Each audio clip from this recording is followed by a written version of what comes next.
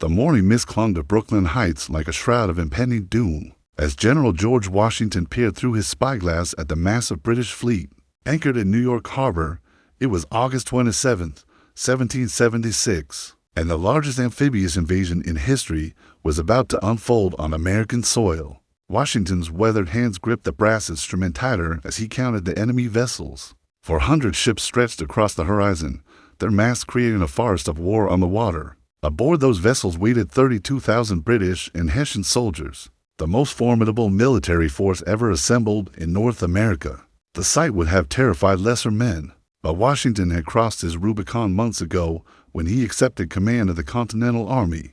"General, the enemy movements suggest they mean to land in force," reported Colonel Joseph Reed, Washington's aide-de-camp, his voice barely concealing his anxiety. The young officer had been watching the British preparations since dawn, and what he witnessed filled him with dread.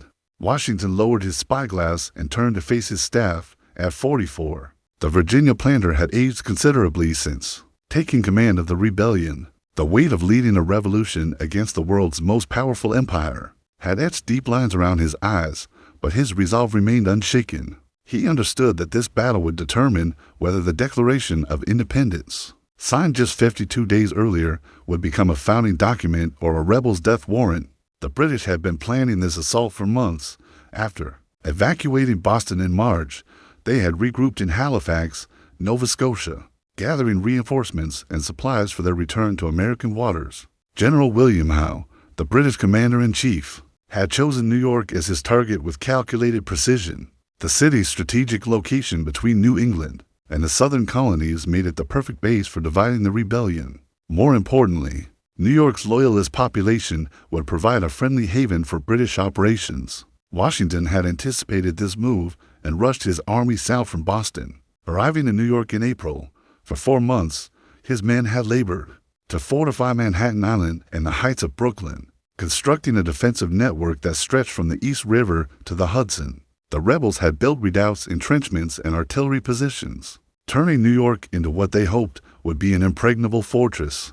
But Washington faced a terrible dilemma that kept him awake at night. His army of 23,000 men was largely composed of inexperienced militia and short-term volunteers. Many had never seen combat, and their military training consisted of little more than basic drill. Against them stood the British regulars, professional soldiers who had conquered territories across the globe, supported by Hessian mercenaries renowned for their discipline and ferocity. The American position on Long Island was particularly vulnerable. Brooklyn Heights commanded the approaches to Manhattan, but the rebels held it with barely 10,000 men under the command of General Nathanael Greene. When Greene fell ill with fever just days before the British arrival, Washington was forced to replace him with General John Sullivan, who had little knowledge of the terrain or defensive preparations. As the British fleet had appeared off Staten Island in late June, Washington had watched helplessly as enemy forces grew stronger each day. Admiral Richard Howe, the general's brother, commanded the naval forces while German mercenaries continued arriving throughout July and August. The Americans found themselves trapped on an island, facing an enemy with complete control of the surrounding waters. Now, as Washington observed the final British preparations, he realized that the decisive moment had arrived. The enemy would not wait much longer to strike, and when they did, the fate of the American Revolution would hang in the balance on the hills and fields of Long Island. General William Howe stood on the deck of his flagship, the HMS Eagle, studying detailed maps of Long Island's terrain with the satisfaction of a master strategist. The British commander had spent weeks planning this assault, and every detail had been calculated to ensure victory. What the Americans could not see was the elaborate deception that would deliver Washington's army into British hands. The key to Howe's strategy lay in the geography of Brooklyn itself. The American defenses stretched across the western end of Long Island, anchored by a series of hills known as the Heights of Guan. These hills formed a natural barrier between the British landing sites and the American fortifications on Brooklyn Heights. Four passes cut through this barrier: the Gallinas Road on the right, the Flatbush Road in the center, the Bedford Road slightly to the left, and the Jamaica Road on the far left. Washington's generals had positioned their forces to guard 3 of these passes, but they had made a fatal error. The Jamaica Road, which curved around the eastern end of the hills, was defended by only a small patrol of 5 mounted officers. This oversight would cost the Americans dearly, for Howe had discovered this weakness through careful reconnaissance and loyalist intelligence. According to historical accounts, detailed in David McCullough's acclaimed work 1776, the British plan was masterful in its simplicity. While the Americans expected a frontal assault, Howe would divide his forces into 3 columns, using the classic military tactic of deception and flanking maneuver that had served European armies for centuries. The first column, commanded by General James Grant, would advance along the Gowanus Road with 5,000 men. This force would engage the American right wing, commanded by General William Alexander, who claimed the title Lord Stirling. Grant's mission was not to break through, but to pin the Americans in place, making them believe they faced the main British attack. The second column, under General Leopold Philip D. Heister, would advance up the Flatbush Road with 8,000 Hessian troops. These professional German soldiers, resplendent in their blue uniforms and brass-fronted caps, would create a spectacle designed to draw American attention to the center of their line. The Hessians' reputation for ruthless efficiency would ensure that the Americans took this threat seriously. But the real stroke of genius lay in Howe's third column. At 2 o'clock in the morning of August 27th, 10,000 British soldiers began their silent march toward the Jamaica Road, led by Howe himself, along with Generals Henry Clinton and Charles Cornwallis. This massive force would execute a flanking maneuver that would place them behind the American lines. The column moved like a serpent through the darkness, guided by local loyalists who knew every path and farm road. They passed through the villages of Flatlands and New Lots, their movements hidden by the pre-dawn gloom. British light infantry led the way, followed by grenadiers, then the main body of regulars. The men had been ordered to maintain absolute silence, and officers moved up and down the column to ensure discipline. As dawn broke on August 27th, the British deception began to unfold. Grant's column engaged the Americans at the Gowanus Road, exchanging musket fire with Lord Stirling's forces. The sound of battle echoed across the hills as the Americans rushed reinforcements to what they believed was the main attack. Simultaneously, the Hessians under D. Heister advanced up the Flatbush Road, their martial music playing and their formations perfect despite the rough terrain. General Sullivan, commanding the American center, watched nervously as these professional soldiers approached his positions. The Hessians had earned their fearsome reputation in European wars, and their presence commanded respect from even the most confident American officers. Meanwhile, Howe's flanking column had reached the Jamaica Road and was moving steadily westward. The 5 American cavalry officers guarding the pass were overwhelmed and captured before they could sound an alarm. By 7 o'clock in the morning, the British were behind the American lines, preparing to spring their trap. The Americans remained focused on the battles to their front, unaware that their entire position had been compromised. Washington himself had crossed from Manhattan to Brooklyn during the night, but even his presence could not alter the tactical situation that was rapidly developing. The British had achieved complete surprise, and the American army was about to pay the price for their failure to adequately guard the Jamaica Road. The sun climbed higher over Long Island as the British flanking column completed its treacherous march. Along the Jamaica Road, General Howe checked his pocket watch. 9 o'clock in the morning. His 10,000 soldiers had covered nearly 10 miles in the darkness, and now they held the key to victory. The American army lay spread before them, completely exposed and fighting desperately against what they believed were the main British attacks. From his position on a small hill, Howe could see the entire battlefield unfolding like a military map. To his left, General Grant's column was engaging Lord Stirling's Americans along the Gowanus Road, the crackle of musket fire echoing across the morning air. Straight ahead, the Hessians under D. Heister were advancing methodically up the Flatbush Road, their disciplined formation striking fear into the American defenders. But most importantly, Howe could see the rear of the American positions. General Sullivan's men were facing south toward the Hessian advance, while General Samuel Parsons's brigade was positioned to support the center. None of the American forces were prepared for an attack from behind, and their escape routes to Brooklyn Heights lay directly in the path of Howe's advancing column. Signal the attack, Howe commanded his aide-de-camp, Lieutenant Colonel James Patterson. The cannon shots boomed across the countryside, the predetermined signal that would coordinate the British assault from 3 directions. The sound reverberated through the hills, and for a moment, an ominous silence fell over the battlefield. Then chaos erupted. The The Hessians, hearing the signal, launched their assault on the American center with renewed vigor. Their disciplined volleys cut through the morning air as they advanced with bayonets fixed. The sight of these professional soldiers, trained in the harsh discipline of European warfare, sent ripples of fear through the American ranks simultaneously. Grant's column pressed their attack on the American right. Lord Sterling's men, many of them militia from Delaware and Maryland, fought with desperate courage but found themselves outmatched by British regulars. The Redcoats advanced in perfect formation, their officers leading from the front with swords drawn, while drummers beat the advance and fifers played martial tunes. But the decisive blow came from Howe's flanking column. 10,000 British soldiers swept down on the American rear like an avalanche. The first American units to face this unexpected assault were completely overwhelmed. Soldiers who had been fighting toward the south suddenly found themselves under attack from the north, their formations crumbling in confusion. General Sullivan, commanding the American center, realized the disaster unfolding behind his lines. "We're surrounded," he shouted to his officers. But it was too late to organize an effective response. The British flanking maneuver had achieved complete tactical surprise, and the American army was trapped between three converging enemy columns.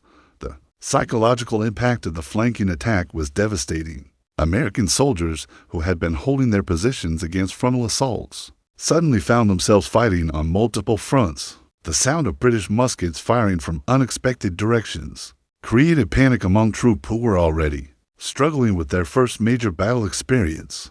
Captain Alexander Graydon of the Pennsylvania forces later wrote in his memoirs about the terror that gripped the American ranks. The enemy appeared to be everywhere at once, and our men knew not which way to turn. The flanking maneuver had not only compromised the American military position, but had shattered the psychological foundation of their defense.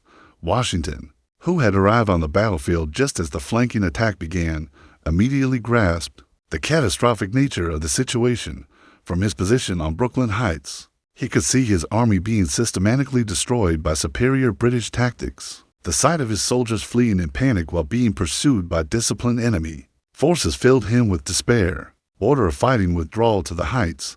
Washington commanded General Putnam, who was attempting to rally the scattered American forces. But even as he gave the order, Washington knew that many of his men would never reach the safety of the fortified positions. The British had achieved tactical perfection, and the American army was paying the price for their inexperience and inadequate reconnaissance. The flanking maneuver continued to unfold with mechanical precision. British light infantry, trained for rapid movement and flexible tactics, pursued fleeing Americans through the woods and fields. The Grenadiers, elite troops selected for their size and courage, formed the spearhead of the attack, their bayonets gleaming in the morning sun as they advanced relentlessly toward the American rear. As the British columns converged on the American positions, the trap that Howe had so carefully planned began to close. The American army, caught between three fires and fighting for survival, faced the very real possibility of complete annihilation. On the hills of Long Island, the American defensive line disintegrated like morning mist before the British onslaught. General Sullivan's troops, caught between the advancing Hessians to their front and Howe's flanking column to their rear, found themselves in an impossible tactical situation. The professional discipline that had taken European armies decades to develop was being demonstrated with devastating effect against the inexperienced American forces. "Fall back to the second line," Sullivan shouted above the din of battle, but his words were lost in the chaos. British musket balls whistled through the air, while Hessian bayonets gleamed in the morning sunlight. The German mercenaries advanced with mechanical precision, their blue uniforms and brass-fronted caps creating an intimidating wall of military professionalism. The collapse began on the American left, where General Samuel Parsons's brigade faced the full weight of Howe's flanking attack. These Connecticut and Massachusetts men, many of whom had never seen combat, suddenly found themselves under assault by 10,000 British regulars. The psychological shock was overwhelming. Soldiers who had been preparing to fight to their front discovered enemy forces pouring down on them from behind.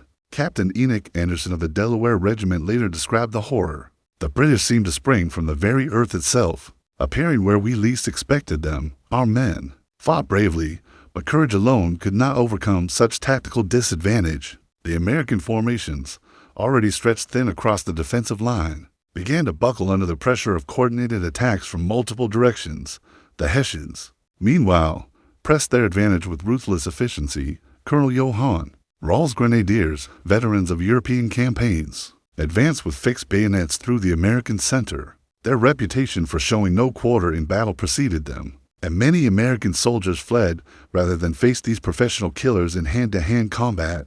General Sullivan himself became a casualty of the British tactical superiority, attempting to rally his scattered forces. He was surrounded by British light infantry near the Bedford Road. After a brief skirmish, Sullivan was forced to surrender, becoming the highest-ranking American officer captured in the battle. His loss further demoralized the already struggling American forces.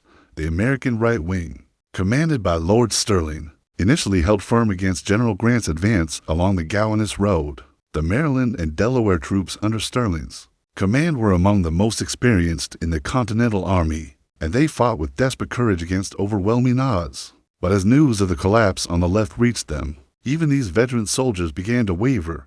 Washington, observing the battle from Brooklyn Heights, watched in anguish as his army was systematically destroyed. The sight of his soldiers fleeing in panic while being pursued by disciplined British forces filled him with a mixture of rage and despair. "Good God," he was reported to have exclaimed, "what brave fellows I must this day lose." The British tactical coordination was masterful as the flanking column pressed its attack from the north. Grant's forces increased their pressure on the American right, while the Hessians drove forward in the center. The three-pronged assault created a converging fire that made organized American resistance nearly impossible. Captain Alexander Hamilton, then a young artillery officer, witnessed the systematic destruction of the American position. He later wrote, "The enemy's movements were executed with a precision that spoke of superior training and leadership. Our brave soldiers were overwhelmed not by cowardice, but by the tactical genius of our opponents." The geography of Long Island worked against the Americans as they attempted to retreat. The hills and woods that had seemed to offer defensive advantages now became obstacles to organized withdrawal. British light infantry, trained in woodland fighting, pursued fleeing Americans through the dense terrain, capturing hundreds of soldiers who became separated from the units. By midday, the American position had become untenable. Entire regiments had been scattered or captured, and the survivors were streaming back toward Brooklyn Heights in complete disorder. The British flanking maneuver had achieved everything that Howe had planned, delivering a tactical victory that threatened to end the American rebellion before it had truly begun. The human cost of the British tactical superiority was staggering. American casualties mounted rapidly as disciplined enemy forces pursued scattered rebels across the countryside. The Continental Army, which had marched confidently into battle that morning, was being transformed into a collection of demoralized fugitives fleeing for their lives. As the afternoon wore on, it became clear that the Battle of Long Island would be remembered as one of the most complete tactical defeats in American military history. The British had demonstrated the devastating effectiveness of professional military training and superior tactical coordination against amateur soldiers, no matter how brave or determined they might be. As the American center left collapsed under the weight of the British flanking maneuver, the fate of the rebellion seemed to hang by a thread. But on the American right, along the Gowanus Road, a different story was unfolding. Lord Stirling's Maryland and Delaware troops were making their stand, and their courage would provide the only bright spot in an otherwise disastrous day. For American arms, William Alexander, who claimed the Scottish title of Lord Stirling, was a fighter by nature and a student of military tactics by necessity. The New Jersey native had studied European warfare and understood that his outnumbered forces faced annihilation unless they could buy time for the rest of the army to escape. With characteristic boldness, he decided to launch a counterattack against overwhelming odds. Men of Maryland and Delaware, Stirling addressed his troops as British forces closed in from multiple directions. "We came here to fight for liberty, and by God, we shall show these redcoats what free men can do." The response from his soldiers was immediate and fierce.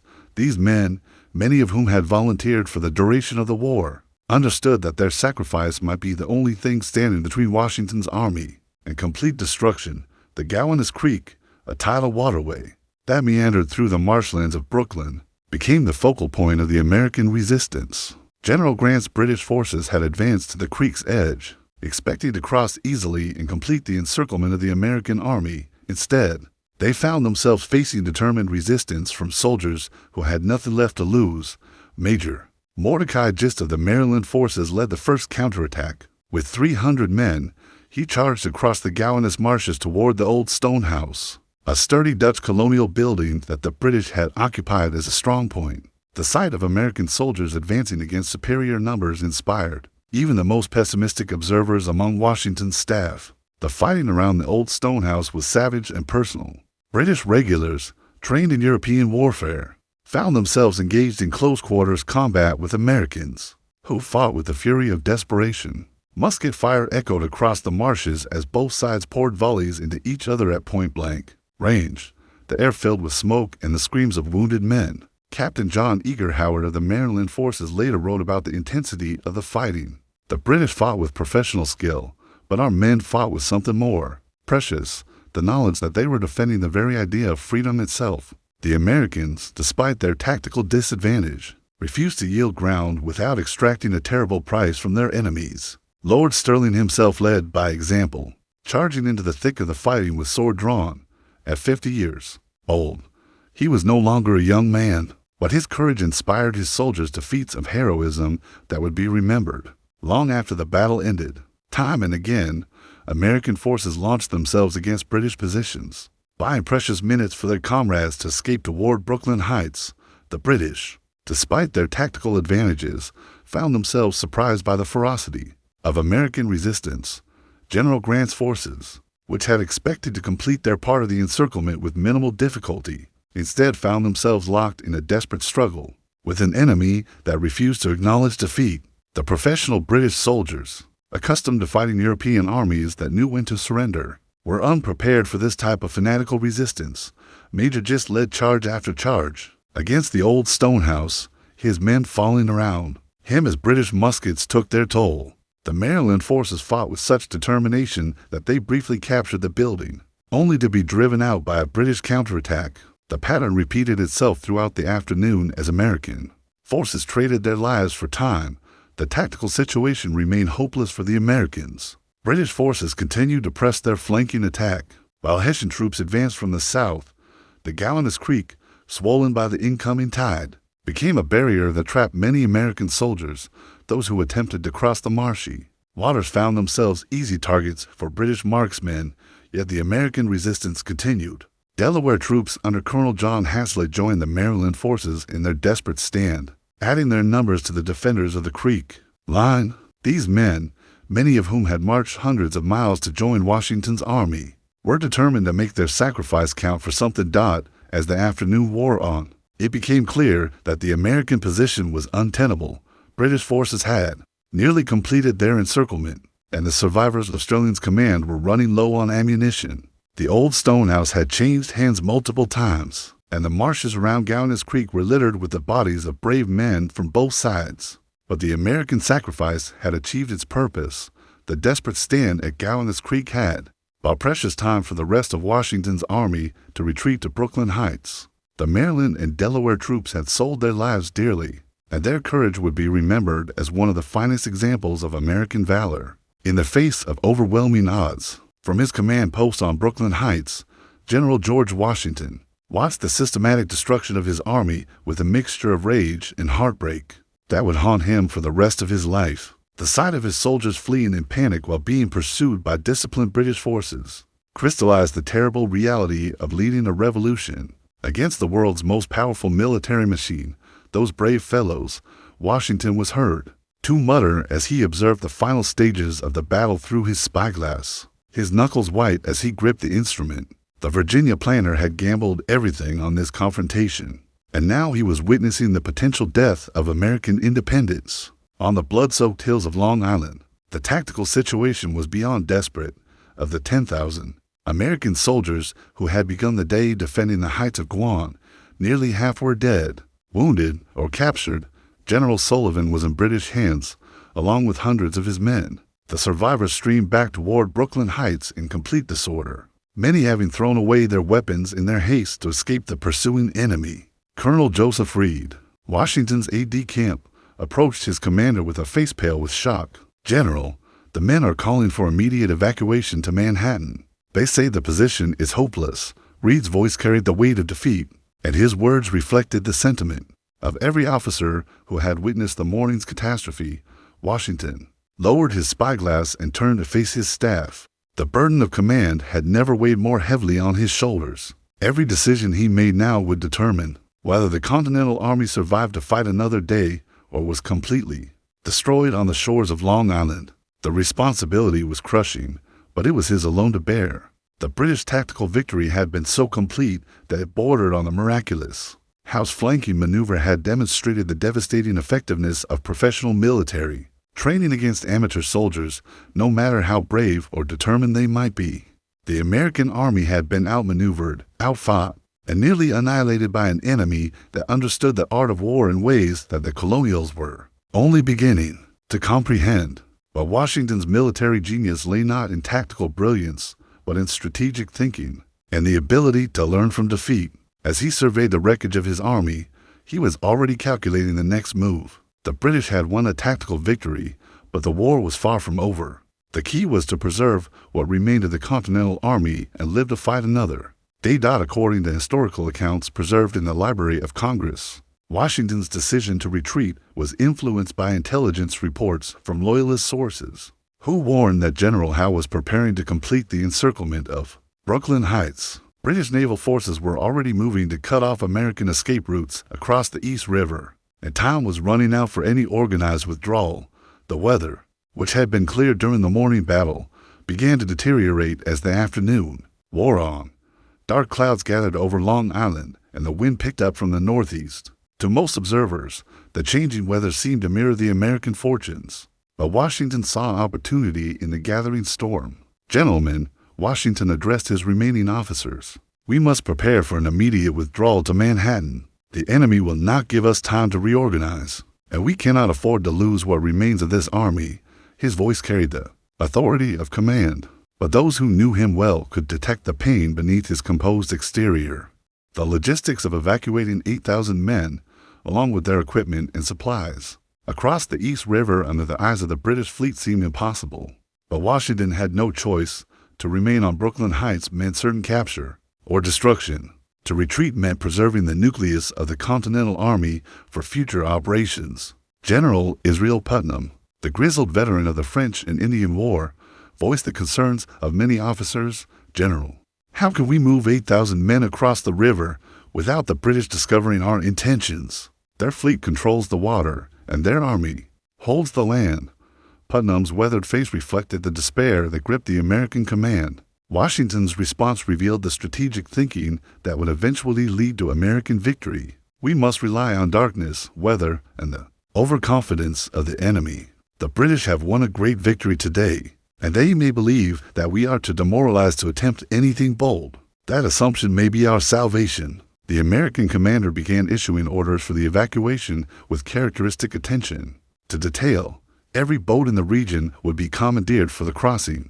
The wounded would be evacuated first, followed by the supplies and equipment. The remaining troops would form a rear guard to cover the withdrawal and prevent British detection of the operation. As evening approached, Washington made his final preparations for what would become one of the most remarkable military evacuations in history.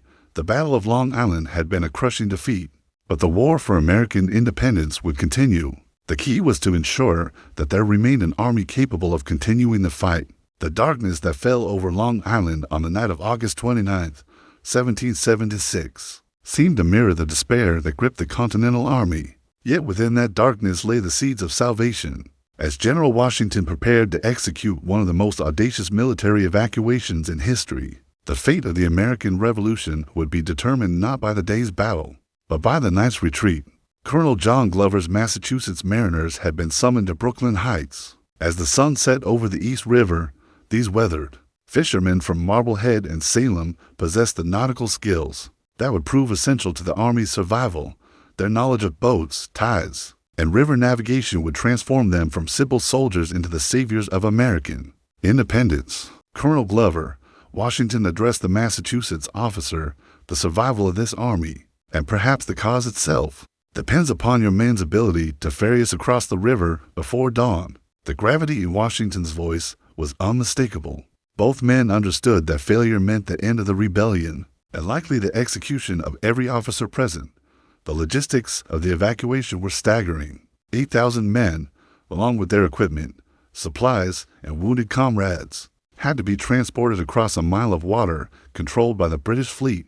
The operation required perfect coordination, absolute silence, and favorable weather conditions that seemed unlikely given the deteriorating situation. As midnight approached, a fog began to rise from the East River, creating a natural screen that would prove providential for the American evacuation. The weather, which had threatened to complicate the withdrawal, instead provided the concealment that Washington desperately needed. British sentries, posted along the Brooklyn shore, found their visibility reduced to mere yards. The evacuation began with the wounded, who were carefully loaded into boats and ferried across the river in complete silence. The sight of broken and bleeding soldiers being lifted into small craft would have been heartbreaking under any circumstances, but the necessity of absolute quiet made it even more poignant. These men had paid the price for American inexperience, and now they were being evacuated from the field of their sacrifice. Washington himself supervised every aspect of the operation, moving constantly along the evacuation routes to ensure that his orders were being followed precisely. The Virginia planter had transformed himself into a master of military logistics, understanding that attention to detail would determine whether the Continental Army survived to fight another day. The boats moved back and forth across the East River like phantoms in the fog. Glover's men handled the craft with professional skill, their years of experience on the North Atlantic serving them well in this desperate hour. The mariners understood that they were not simply transporting soldiers, but preserving the very possibility of American freedom. As the night progressed, the evacuation took on an almost supernatural quality. The fog continued to thicken, providing perfect concealment for the American withdrawal. British sentries, posted less than 100 yards away, remained unaware of the massive operation taking place under their noses. The silence was so complete that the sound of oars dipping into water seemed dangerously loud to the nervous American soldiers. By 4 o'clock in the morning, most of the Continental Army had been successfully evacuated to Manhattan. Only the rear guard remained, along with Washington himself, who had refused to leave until every man under his command had reached safety. The fog began to lift as dawn approached, threatening to expose the final stages of the evacuation to British observation. At this critical moment, another weather phenomenon intervened on behalf of the Americans. A thick morning mist rose from the East River, replacing the fog and providing continued concealment for the last boats. The timing was so perfect that many observers would later attribute it to divine intervention. On behalf of the American cause, Washington was among the last to leave Brooklyn Heights, boarding one of the final boats as the sun began to rise over Long Island. As his craft moved away from the shore, he could see British sentries beginning to stir in their positions. Within minutes, the enemy would discover that their prey had escaped during the night. The evacuation was complete by 6 o'clock in the morning. Just as British patrols began their routine inspection of the American lines, the discovery that Brooklyn Heights had been abandoned sent shockwaves through the British command. General Howe, who had been preparing to complete the destruction of the Continental Army, found himself facing empty fortifications and abandoned positions. The British had won a tactical victory at the Battle of Long Island, but they had failed to achieve their strategic objective of destroying Washington's army. The American forces, though bloodied and demoralized, remained intact and capable of continued resistance. The war for independence would continue, and the lessons learned on Long Island would serve the Continental Army well in future campaigns. The evacuation of Brooklyn Heights became known as the Miracle of the East River, a testament to American ingenuity and determination in the face of overwhelming odds. Washington's leadership during those dark hours established him as a commander who could be trusted with the fate of the revolution, even in the darkest moments of defeat. The Battle of Long Island had ended in British victory, but the war for American independence was far from over. The Continental Army had survived to fight another day, and that survival would prove to be the foundation upon which ultimate victory would be built. The flanking maneuver that had seemed to spell doom for the American cause had instead become the first step in a longer journey toward freedom.